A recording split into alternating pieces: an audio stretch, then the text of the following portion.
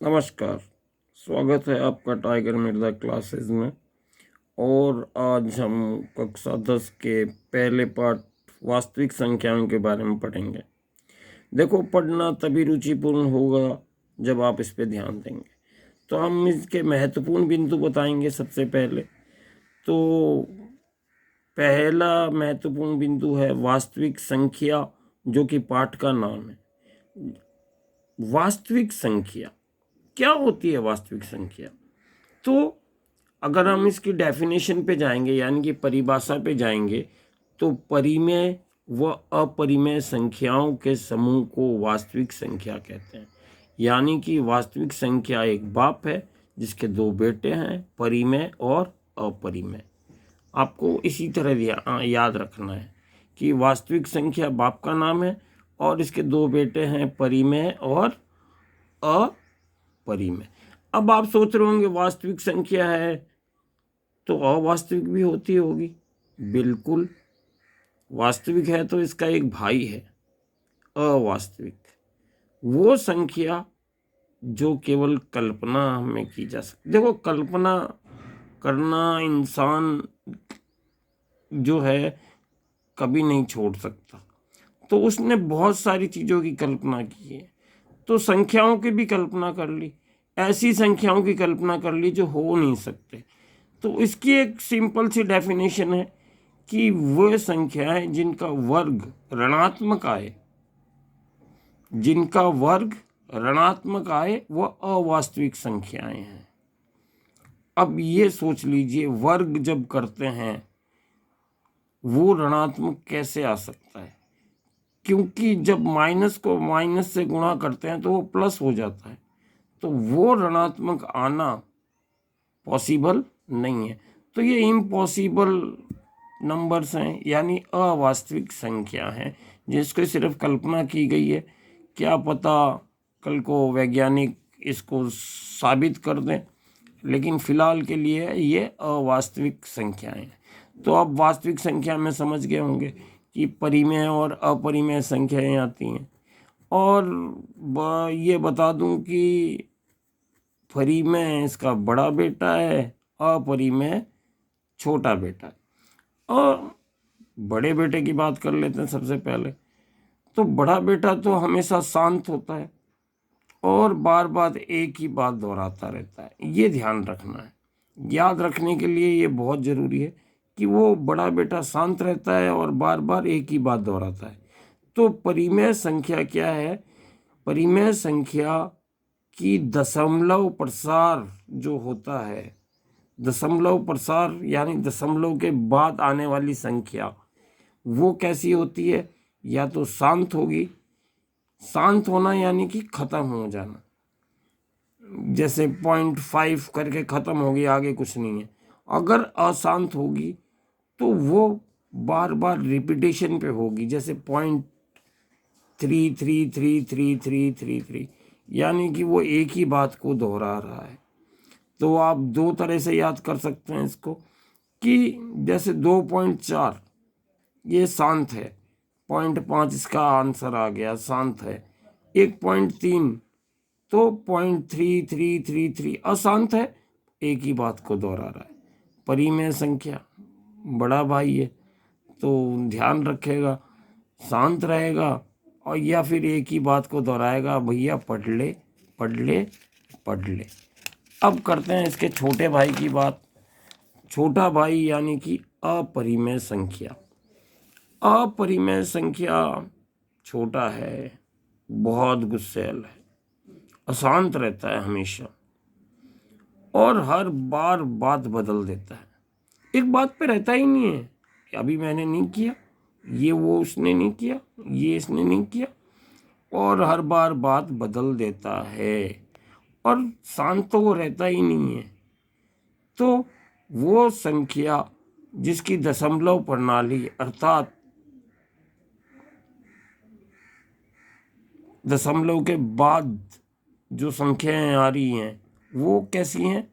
अशांत हैं और अनावर्ती होती हैं, यानी कि सेम नहीं होती। अनावर्ती का अर्थ बार बार संख्या बदलना होता है, यहाँ पर बात बदलना नहीं, संख्या बदलना होता है। तो आप समझ गए होंगे परिमेय में और अपरिमेय में अंतर। परिमेय बड़ा भाई है, शांत रहता है, और अशांत होता है तो एक ही बात दोहराता रहता है। लेकिन अपरिमेय छोटा भाई है, हमेशा अशांत रहता है और हमेशा बात बदलता रहता है। वो दशमलव प्रणाली के बाद बदलता रहता है। लेकिन इसका एक छोटा सा अपवाद है, वो है पाई। पाई आपने सुना होगा। पाई तो वैसे तो छोटे भाई के हिस्से में आई हुई है, पाई को छोटे भाई को दे रखा है, लेकिन इसका मान कौन करेगा? मान करना तो छोटे भाई को आता नहीं है, तो मान तो बड़ा भाई रखेगा।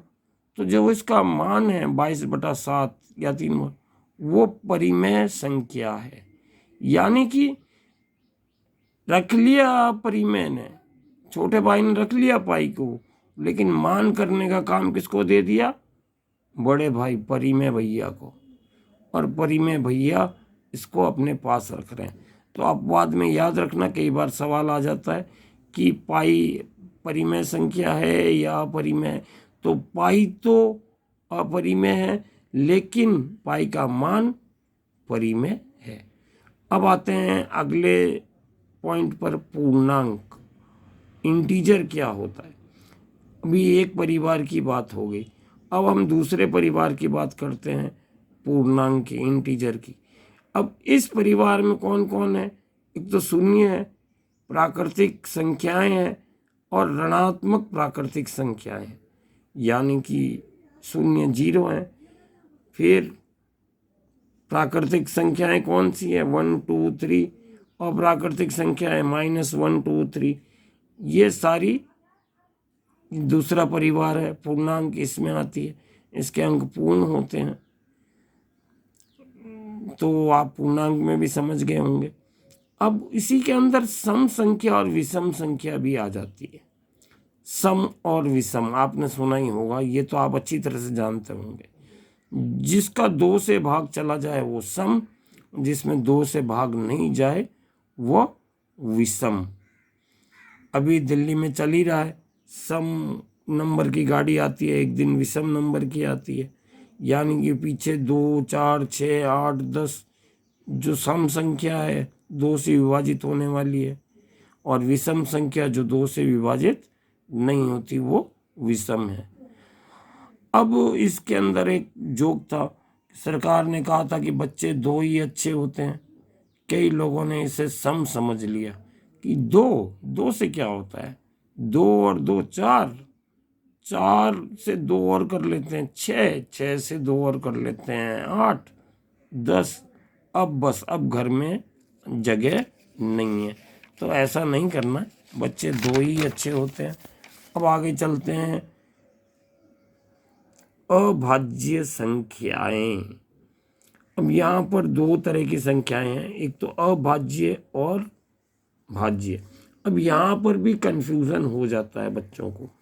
वो अभाज्य संख्याएं उनको मानते हैं कि किसी से भाग होता ही नहीं है, ऐसा नहीं है। अभाज्य संख्याएं भी 2 चीज़ों से विभाजित होती हैं, एक तो एक से, एक स्वयं से। तो अगर ये सवाल आ जाए कि क्या अभाज्य संख्याएं किसी से भी विभाजित नहीं हो पाती, तो ये गलत है। वो 2 संख्याओं से विभाजित होती है, एक तो स्वयं से और एक संख्या से। जैसे कि 3 5 7 11 13 17। और भाज्य संख्याएं वो हैं जो कि ये 2 से तो विभाजित होती है, उसके अलावा किसी कम से कम एक से होती होगी, ज़्यादा से हो सकती है।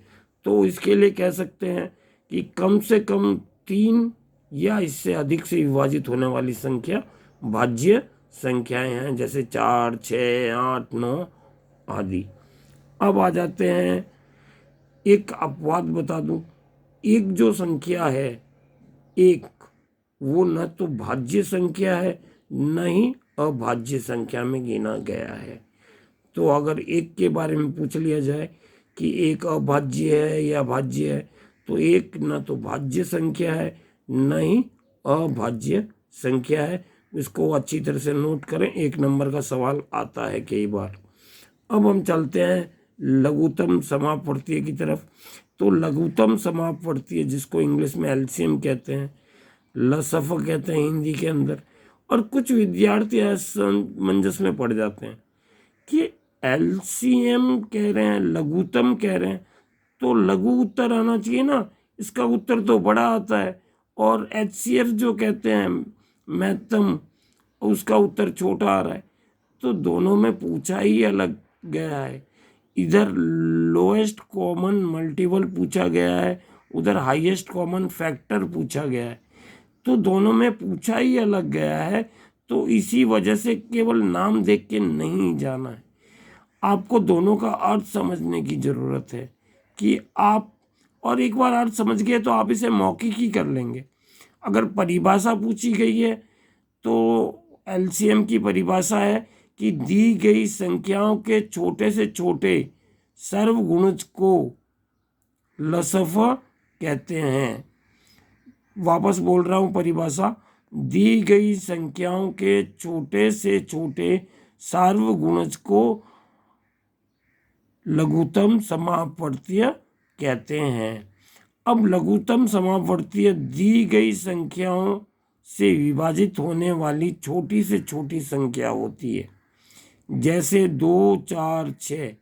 अब इसका लसफ को छोटी से छोटी अगर संख्या जिनसे ये तीनों विभाजित हो जाए निकाला जाए तो वो 12 आएगी, क्योंकि 12 के अंदर 2 भी विभाजित हो जाएगा, 4 भी हो जाएगा और 6 भी हो जाएगा। उससे छोटी संख्या नहीं आ पाएगी। अब हम अगले पे चलते हैं और आखिरी पे चलते हैं, महत्तम समापवर्तीय। महत्तम समापवर्तीय यानी कि एचसीएफ।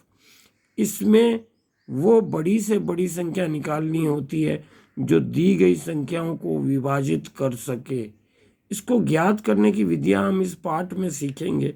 उदाहरण के लिए देख सकते हैं कि 2, 4, 6 का मसफ क्या होगा, तो वो 2 होगा, क्योंकि 2 जो है वो सबको विभाजित कर देगा। 2 देखो 4 को विभाजित कर देता है, 2 को भी कर देता है, 6 को भी कर देता है। आपको ये पढ़ाई कैसी लगी?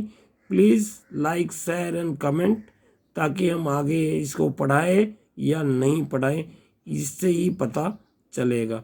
तो प्लीज़ हमें लाइक, शेयर और कमेंट कीजिएगा, बताइएगा कि क्या मुझे गणित पढ़ानी चाहिए या नहीं पढ़ानी चाहिए। बाकी आपकी इच्छा है। सुनने के लिए धन्यवाद।